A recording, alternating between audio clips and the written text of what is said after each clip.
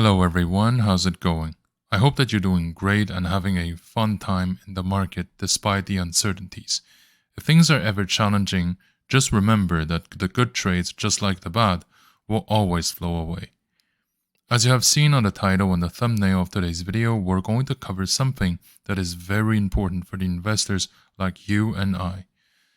A stock with high growth opportunities and also that is predictable in its patterns. As the job market looks ever more gloomier and more uncertain every day that passes, and that the inflation continues to skyrocket, many of us have been looking to enhance our own financial health and to be more resilient against the uncertainty of the external world.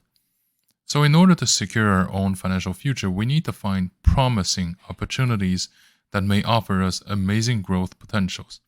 And Nasdaq has been such a place with plenty of exciting opportunities to offer. Palantir is one of those stocks. In fact, much more than just a tech stock amongst so many being listed on a Nasdaq, it is a major company playing the role of the canary down the coal mine. It is one of the most iconic and sought-after stocks ever since its IPO that may influence the rest of the market.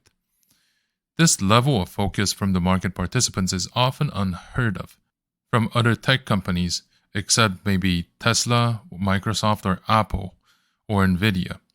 And there's something else that makes it quite unique as well. We can predict to a certain extent where Palantir may go based on the macroeconomic news. And this is very appreciated as far as a stock is concerned, which is the reason why, in the eyes of many, Palantir is a very good stock to follow. Before today's video continues, if you like my content and want to watch more stock analysis videos, please check out my channel and subscribe for more. Recently, the stock has experienced a daily high of $23.60 and a daily low of $21.60. The 5-day short-term trend is very bullish, with a surge of more than 30% for the company. The same can be said for its 1-month trend, with a very significant surge after the recent financial report release. The 6-month price action is suggesting that Palantir is once again attempting to go beyond the $20 level and to hopefully sustain that level as well. Taking a closer look at the options market, the key strike prices fell between $21 to $22, primarily favoring the call options. That implies that there is a very obvious interest amongst traders to bet on the stock upward movement within the price range. Understanding the relevance of options in trading stocks is crucial. Options provide investors the opportunities to speculate on the future price movement, but without the necessity of owning it. In the case of Palantir, the market does expect the company to begin a new bullish cycle, and that Palantir has more than enough steam to push itself to new highs. Turning our attention to recent trading volume, Palantir has witnessed a daily volume of 421 million shares, going beyond its daily average of 66 million shares. Volume in equity trading holds a very significant importance. It represents the total number of shares traded during a specific period. Higher volume often indicates increased market interest and can be interpreted as a sign of strong conviction amongst investors. Understanding the importance of volume in equity trading is a vital aspect for investors. An uptick in volume during the price uptrend may indicate a very strong bullish sentiment, while a surge in volume during a downtrend may suggest increased bearish sentiment. Monitoring volume trends may help investors to gauge the strength and the sustainability of any price movements, and in this case, I would say that it is still sustainable and it has enough steam to go a bit higher before a pause is of course called for.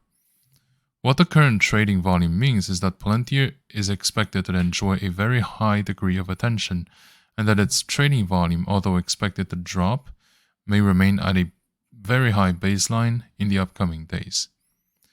Palantir is attracting attention from retail investors due to several factors, including perceived high growth potential, a successful business model, which is now printing money, and a minimal dilution over time. Examining the needs and challenges of retail investors can provide us a pretty good assessment on Palantir's position in the market.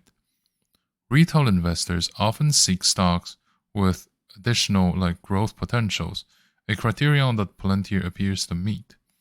The company's positive cash flows does indicate its financial stability and to contribute to its appeal to the retailers who may be interested in growth-oriented ventures. Palantir's proven business model further aligns with the preferences of the retail looking for sustainable and profitable investment opportunities. So, not surprisingly, people often face challenges when investing in the market, and Palantir is not exempt from those considerations. One challenge is the potential lack of technical knowledge, amongst potential investors when researching stocks. Palantir's complex business operations, especially its involvement in data analytics, may be something of a difficulty for those without a technical background. Overcoming this challenge requires the retail to engage in continuous learning and seeks reliable information sources to make well-informed decisions. Given the current market dynamic, we should also ask ourselves whether the AI craze will eventually just whittle away, leaving those with very high exposure in this sector to suffer heavy losses. Essentially, patience is a crucial attribute in the stock market, and retailers may find it tested. Palantir's extended development history showcases resilience and adaptability, appealing to investors seeking companies with a track record of navigating challenges successfully. However, the challenge lies in maintaining patience and holding onto investments for the long run, especially in the face of market volatility. The influence of hype and speculation is a common trend in retail investment space, and Palantir is certainly not immune to such dynamics. So it's very important for people to distinguish between genuine value and just pure hype. Palantir's positive attributes like deep relations with the public sector, the need to be critically assessed against the backdrop of the market sentiment. This involves a careful consideration on the fundamentals and any future potentials, relying solely on speculative trends. Palantir's appeal extends beyond just the financial metrics, because it has deep relations with public sector, which signals stability and credibility. This resonates with retail investors seeking investments with strong foundations and government affiliations. The positive cash flows contribute to Palantir's attractiveness, indicating financial sustainability and the ability to weather the market uncertainties. Despite those positive aspects, Palantir faces challenges. The company's reliance on the public sector exposes itself to the potential risks, like shifts in government spending and so on. The concerns regarding data privacy and ownership, along with controversial reputation of the company itself, especially regarding its funding ties with the intelligence community, do also present challenges. Retailers should always factor in those aspects when assessing the company's attractiveness and whether they should put money into Palantir's equity. So Palantir is capturing the interest of retail investors due to the perceived high growth potential, a successful business model, and the minimal dilution. Challenges faced by retail investors, like the potential gaps in technical knowledge and the influence of the market hype, should be considered, that's for sure. Palantir's positive financial indicators and the public sector relationships contribute to its appeal.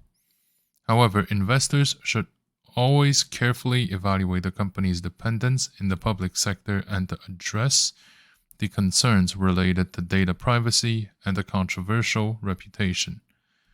Thorough research and a balanced approach are. So right now, the global markets are facing a complex interplay of factors that have the potential to significantly influence the equities worldwide. In this speculative analysis, I believe that the consequences of the global inflation, surging commodity prices, and decline quantitative easing, as well as the rise of inflation rates or interest rates, plus the geopolitical instabilities, are going to play a significant part. The increasing inflation rate has been putting pressures across the globe, threatening the purchasing power, raising the input costs, and impacting corporate profitability. Companies operating internationally may face challenges in managing rising production costs and also to sustain profit margins. Those dynamics could trigger market volatility as investors adjust their risk return expectations.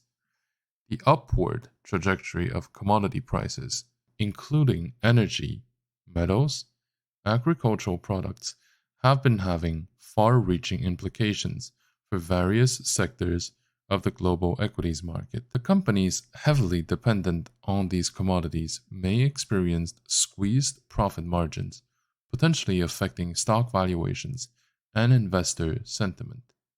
The reduction or the end of QE's quantitative easing measures by the central banks worldwide may have resulted in reduced market liquidity.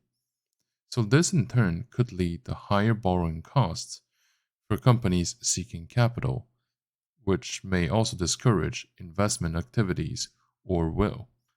The elevated market volatility plus the reduced investors' appetite may also continue to occur.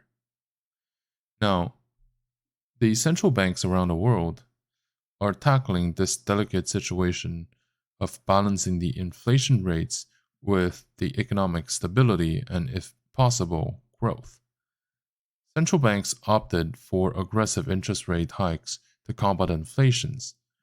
Borrowing costs for companies have been rising, which has also slowed down business activities and also fueling the market's volatility in terms of the equity prices. Now, ongoing geopolitical tensions, including trade disputes, political uncertainties, and social unrests, will inject an additional element of volatility into the global markets. Investors may adopt a cautious approach, shifting towards safer assets, impacting the equities. Additionally, the escalating conflicts may disrupt supply chains, negatively impacting the performance of international companies. Given the interconnectedness of global markets, the aforementioned factors have reverberating effects on the US equities market. Companies with significant exposure to international market may face a lot of headwinds resulting from the economic slowdowns, disrupting the supply chains and the currency fluctuations.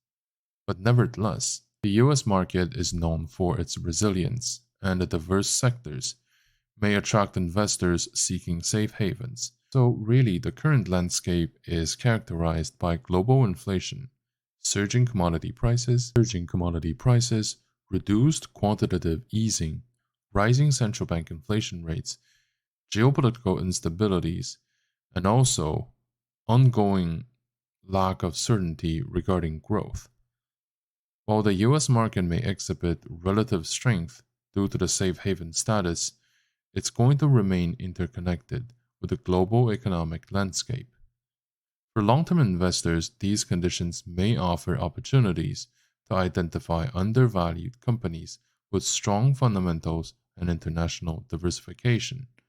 With that being said, short-term trades should be approached with caution because of the increased volatility and uncertainty. And also, we should be careful when assessing individual companies, sectors, or regions. To conclude, Palantir seems to be maintaining its gains over the course of 2023 and much beyond, despite facing some short-term challenges. The market, as reflected by Palantir's trend, is currently trading at a very bullish, with a lot of bullishness, showing that the indecision that we saw just a few weeks ago are definitely gone at this point. So the current point might be a decent entry point, but to slowly build over time, because I do believe that we're going to see some sort of pullbacks, which is only normal given the current circumstances. So going forward, I think that I would say the focus would be on a bullish trend, just trying to get in when the price is not at the peak of the channel. With that being said, I would say that 5 to 8% of like your portfolio's money should be considered as the maximum to be invested into Palantir.